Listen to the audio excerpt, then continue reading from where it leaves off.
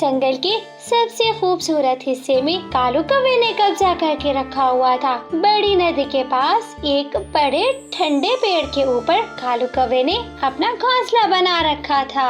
अगर कोई भी पक्षी वहाँ रहने के लिए आता तो कालू कौवा उसे मार मार कर भगा देता था। मैं इस अमरूद के पेड़ पर अपना घोंसला बनाता हूँ। ये अमरूद का पेड़ मुझे फल भी देगा और छाँव भी। फिर तोता अपना घोंसला बनाना शुरू कर देता है। वो दूर जंगल से सूखी घास लाता, सूखी शाखाएं लाता। दूर एक बड़े पेड़ पर बैठा कालू कौवा तोते को घोंसला बनाते हुए देख लेता है। ये तोता यहाँ पर क्या कर रहा है? इससे पहले कि तोता घोंसला बनाकर कब्जा कर ले, मुझे इससे अभी जाकर भगाना होगा।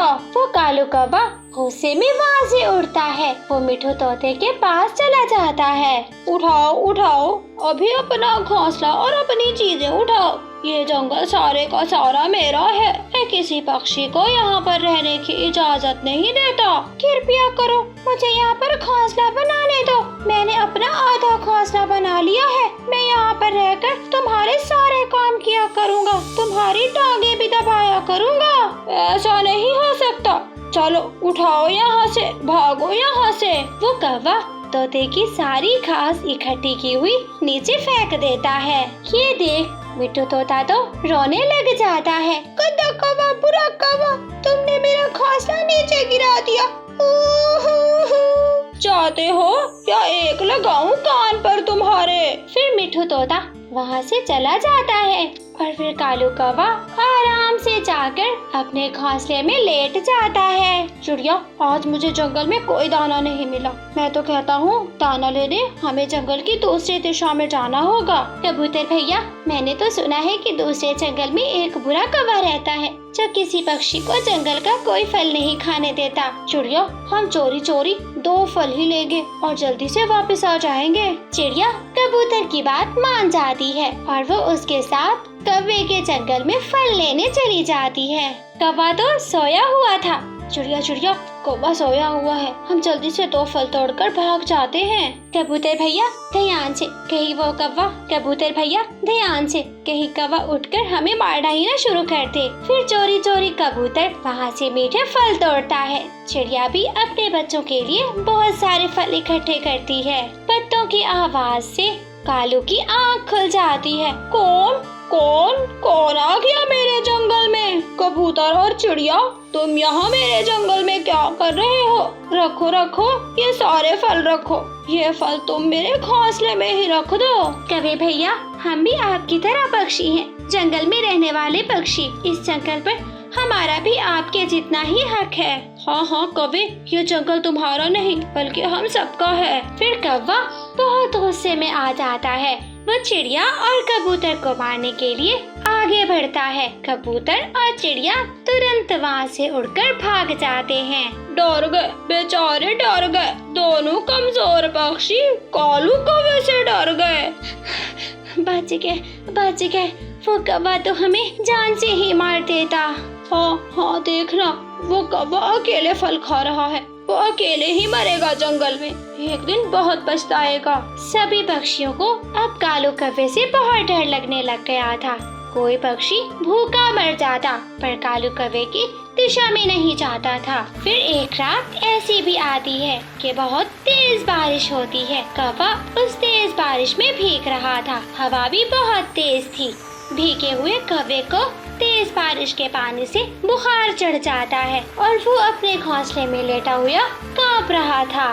सुबह हो जाती है मगर कौवे में इतनी हिम्मत ना थी कि वो अपनी बीमारी की दवा लेने जा सके। कौवे को थोड़ा दूर बुलबुल जाती हुई दिखाई देती है। बुलबुल, मेरी मदद करो, जरा मेरे पास आओ। ना जी ना, मैं तुम्हारे पास आकर मार नहीं खाना चाहती। जाकर किसी और को उल्लू बनाओ। मैं बुलबुल हूँ, कोई उल्लू पक्षी नहीं हूँ।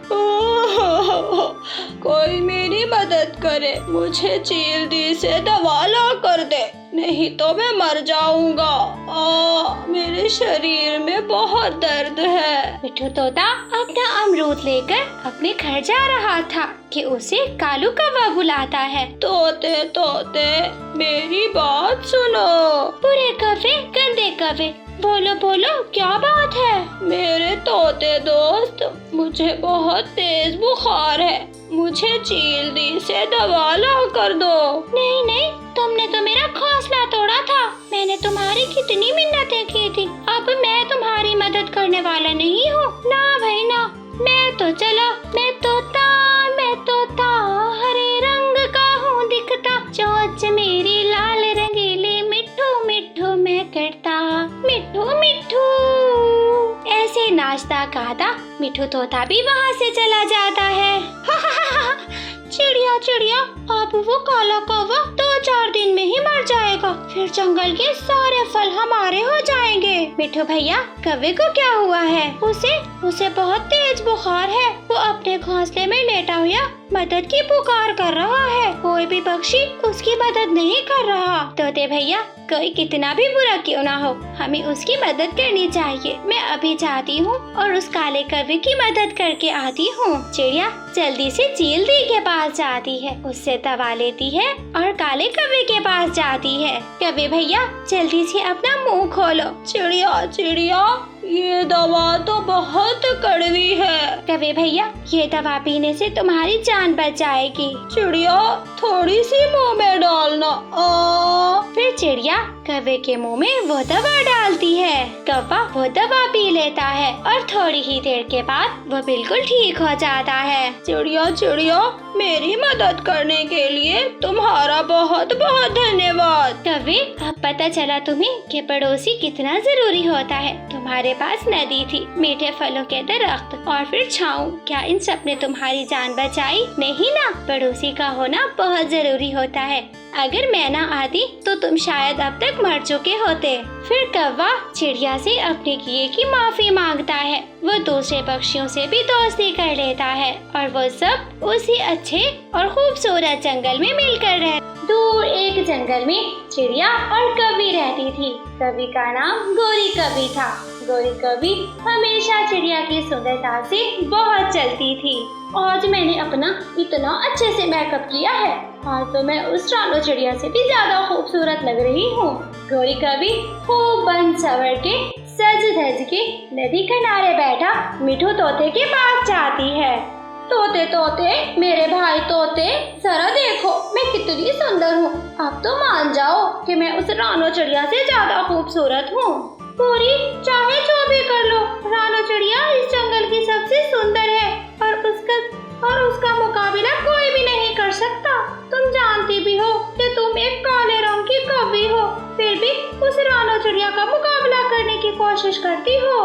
मेरी मानो तो ये बात अपने दिमाग से निकाल दो, तुम कभी भी रानो चिड़िया का मुकाबला कर ही नहीं सकती।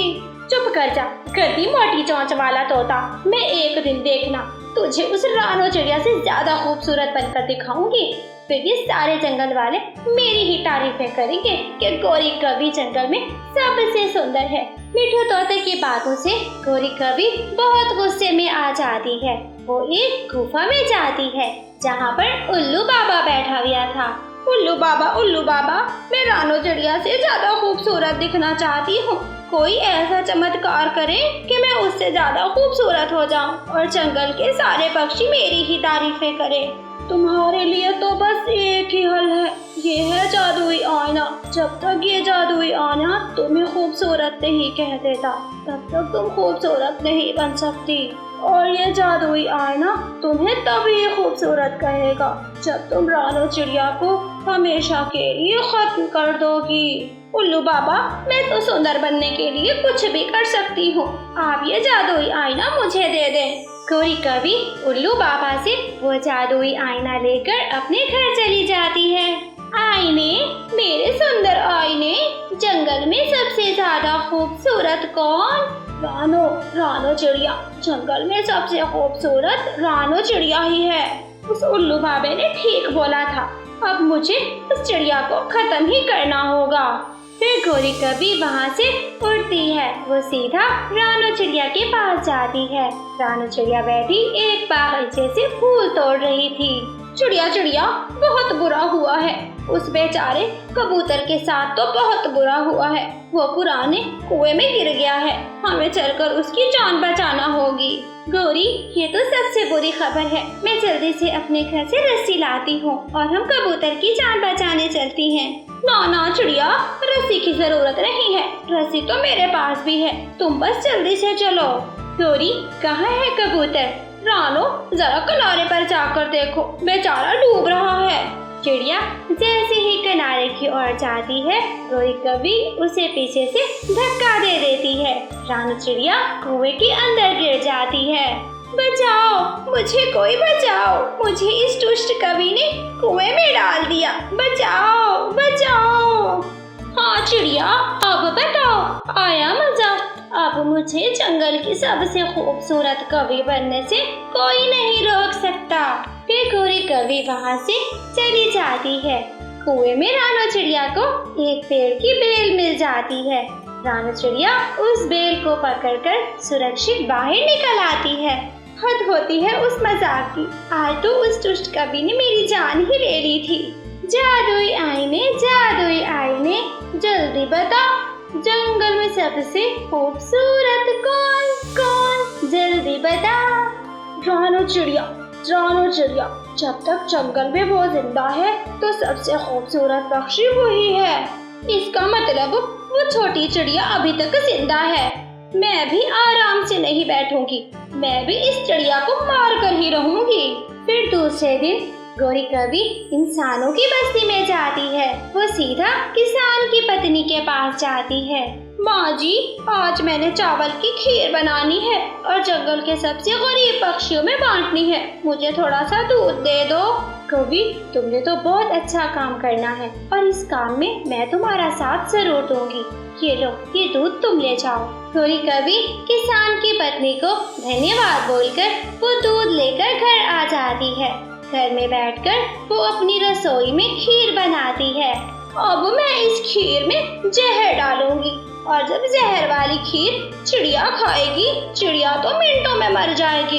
फिर मुझे कोई भी जंगल की सबसे खूबसूरत कवि बनने से नहीं रोक सकता। वो खीर लेकर गौरी कवि रानो चिड़िया के घर जाती है।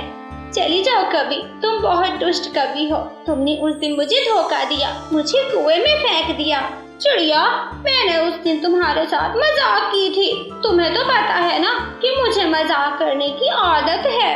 अब मुझे पता था कि तुम गुस्सा हो, इसलिए मैं तुम्हारे लिए दूध वाली मीठी खीर बना कर लाई हूँ।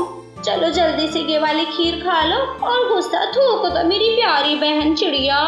गौरी, मैंने अभी दाना खाया है, मैं खीर बाद में खा लूंगी। ठीक है, अब खा लेना। मैंने बहुत मेहनत से बनाई है ये खीर तुम्हारे लिए। हाँ, मैं अभी थोड़ी देर बाद खा लूंगी। मैं पहले नदी से जाकर पानी पी लेती हूँ, फिर बाद में जाकर मैं खीर खा लूंगी। चिड़िया नदी पर चली जाती है और जी भरकर पानी पीती है और रानो चिड़िया घर आ जाती है नदी से पानी पीकर। वो घर आकर देखती है कि एक चूहा मरा पड़ा था जिसने अभी अभी थोड़ी सी खीर खाई थी। खीर खाने से चूहा मर गया। इसका मतलब उस गौरी की बच्ची ने ये और साजिश रचाई है। उसने खीर में जहर मिला दी है। फिर रानो चिड़िया वो खीर उठाकर अपने घर के बाहर फेंक देती है। अब तक तो वो चिड़िया खीर खाकर मर गई होगी। जादुई आईने, जल्दी बता, जंगल में सबसे खूबसूरत कौन? रानो चिड़िया, जब तक वो जिंदा है वो जंगल में सबसे खूबसूरत पक्षी है। इसका मतलब वो छोटी चिड़िया अभी भी जिंदा है। वो जब तक मरेगी नहीं तब तक मैं सुंदर नहीं बन सकती। जादुई आईने, इस बार तो मैं चिड़िया को मार कर ही रहूंगी। फिर अगले दिन से गौरी कवि रानो चिड़िया का पीछा करने लगती है। रानो जहाँ जहाँ जाती गौरी कवि उसके पीछे पीछे जाती। रानो चिड़िया अपना दाना लेने जा रही थी। गौरी कवि छुपती छुपाती उसके पीछे ही जा रही थी। अच्छा, मैं अभी तो देखूं कि चिड़िया आखिर खाती क्या है ताकि इसको मारने में थोड़ी सी आसानी मिल सके। मैंने अब दाना तो खा लिया। अब जाकर लाल सेब वाले पेड़ से लाल सेब खाती हूँ, मीठे में अच्छा लगेगा। चिड़िया उड़ती है। वो घने जंगल में जाती है। गौरी कवि भी उसके पीछे पीछे थी। जंगल में एक सेब का पेड़ था जहाँ पर लाल रंग के मीठे मीठे सेब लगे हुए थे। रानो चिड़िया एक सेब तोड़ती है और खाने लगती है।